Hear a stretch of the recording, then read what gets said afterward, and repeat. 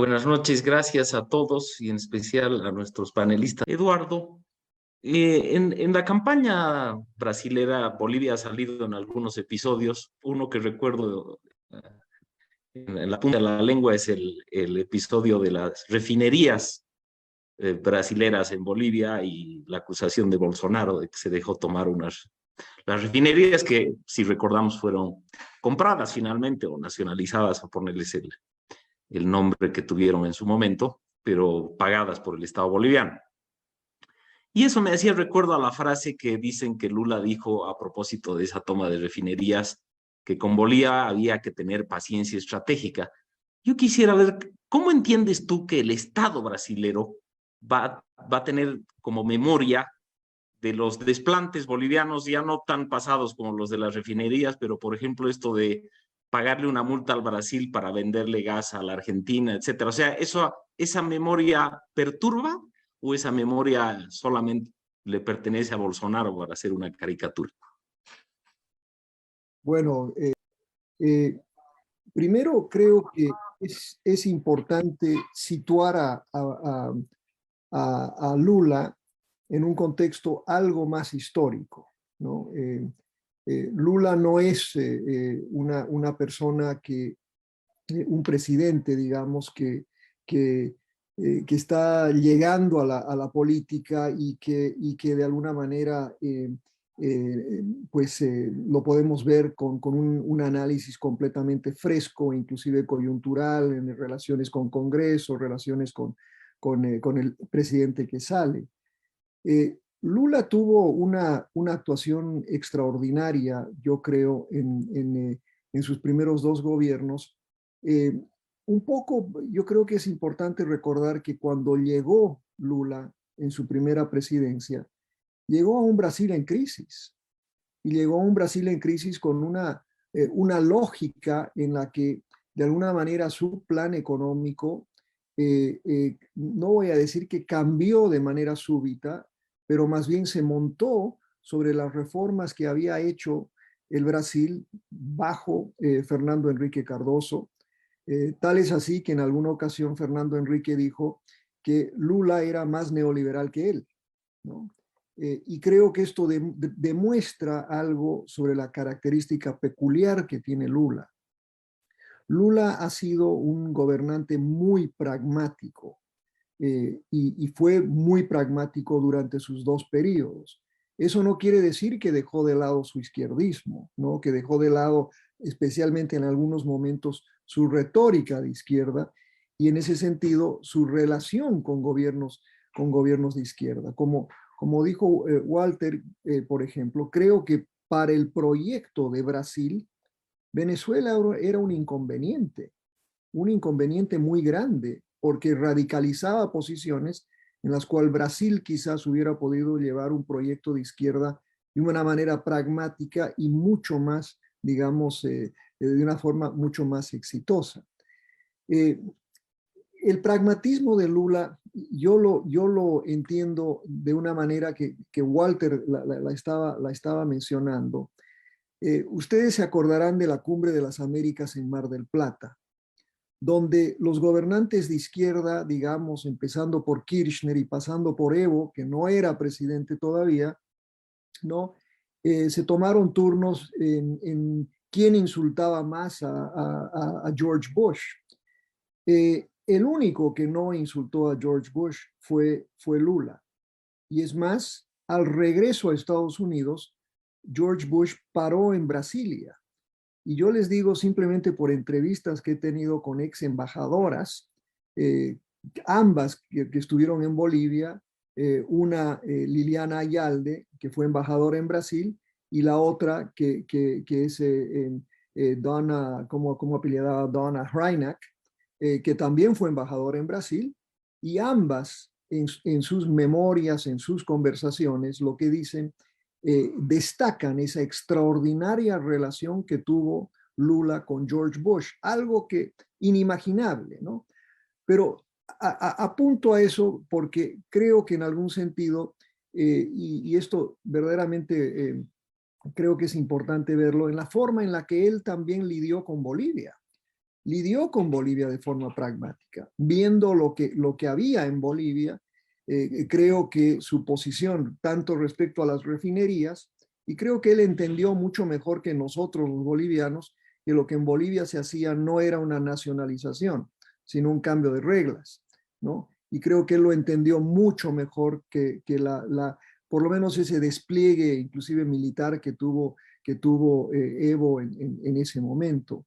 Pero ese pragmatismo creo que fue muy importante en un momento en el que Brasil pudo ser pragmático, porque tuvo un boom, ¿no? De las materias primas, particularmente esa explosión de la soya, y eso hizo pues que Lula tuviera quizás la mejor administración de los recursos que toda la región, de los cuales toda la región gozó. Pero ese Lula pragmático también tiene un Lula que es muy complicado de analizar, y que es ese Lula con un modelo político que necesariamente incluyó un profundo proceso de corrupción que culminó no solo con él yendo a la cárcel, si fue justificado o no, pero con un proceso profundo de corrupción que tuvo un impacto en toda la región, absolutamente en toda la región, empezando por Estados Unidos, ¿no? Y terminando en la Argentina. El famoso caso de Odebrecht no es simplemente un fenómeno de Brasil, es un fenómeno que abarca toda la región. Y eso también creo que es una cola muy larga que tiene Lula al llegar a la presidencia. Pero, y para cerrar un poco las ideas acá, el Lula que vamos a ver ahora va a ser necesariamente diferente al Lula que vimos en el 2002. Porque todo ha cambiado absolutamente todo, y en gran medida, por ejemplo, y solo para ceñirme a algo que sí sé, las relaciones entre Estados Unidos y Brasil han cambiado también, y han cambiado de manera dramática, en gran medida porque lo que sucedió acá en Estados Unidos y esa relación que desarrolló el trumpismo con Bolsonaro ha sido extraordinariamente importante desde el punto de vista de lo que creo que viene en un futuro muy próximo, como lo decía en la conversación, en la tertulia antes, ¿no? Con lo que viene a partir del día martes, cuando los republicanos vuelvan a tomar probablemente ambas cámaras acá, y con la gran posibilidad de que el trumpismo vuelva a la presidencia el 2024.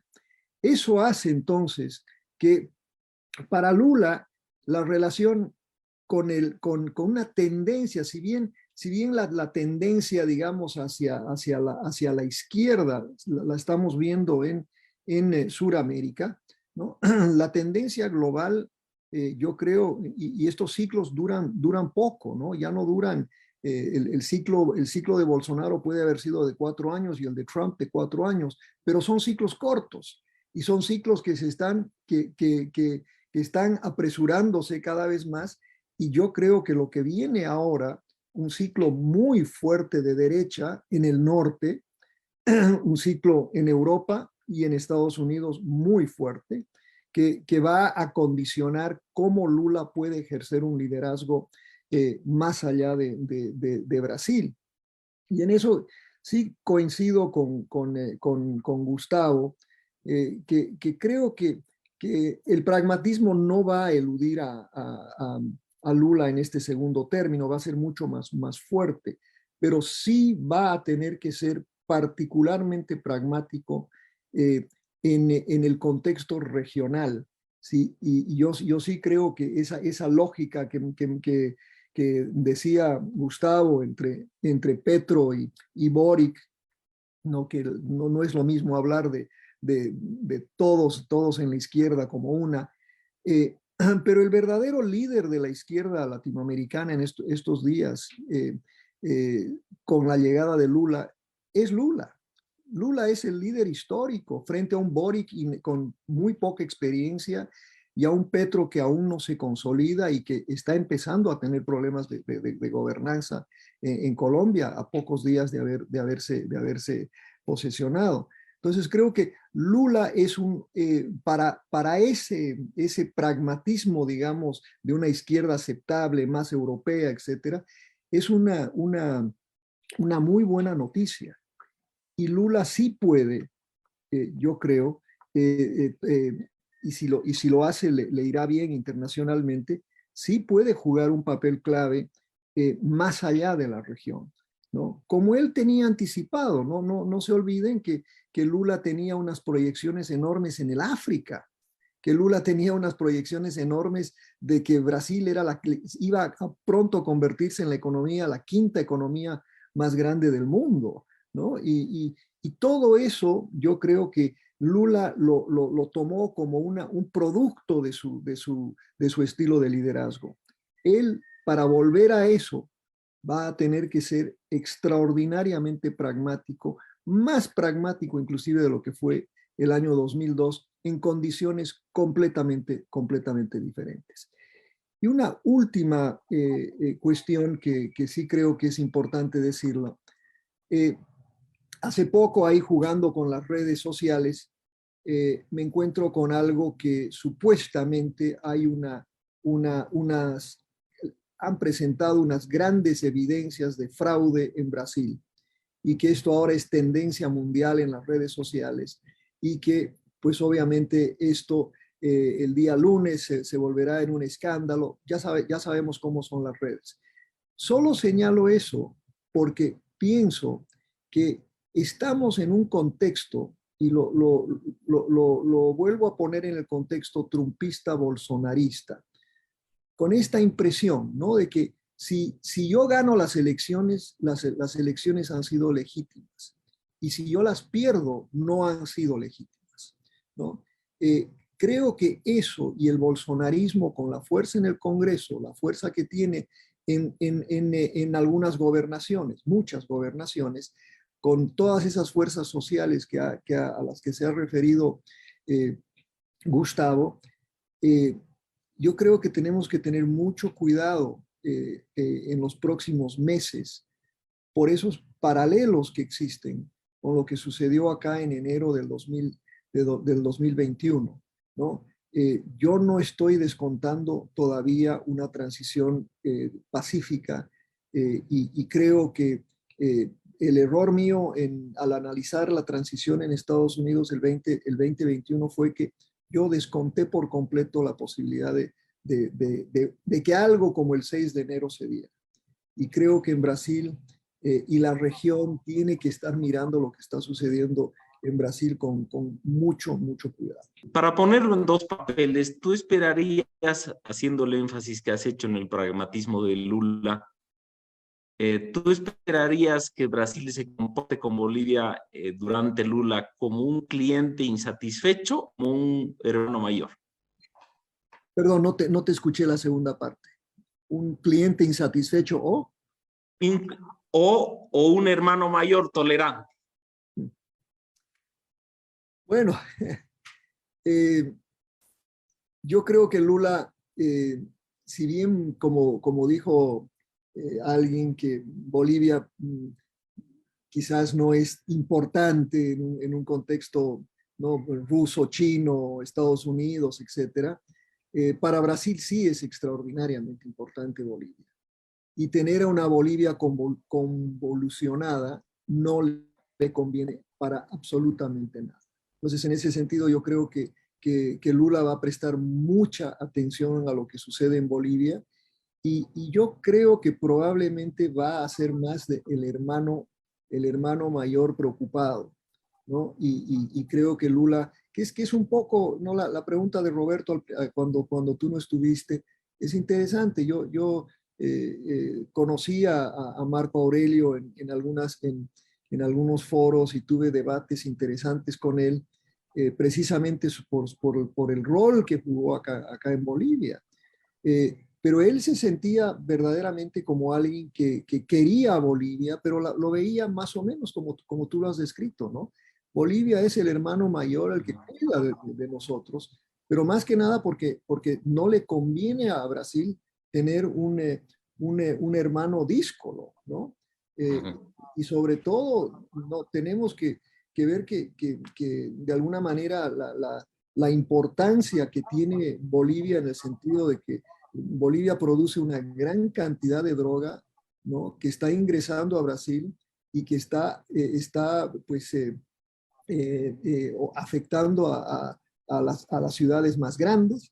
El PCC tiene una presencia muy importante en Bolivia y en Paraguay, y ese va a ser un tema interesante ¿no? Quizás donde va a haber algún tipo de, de, de, de controversia, ¿no?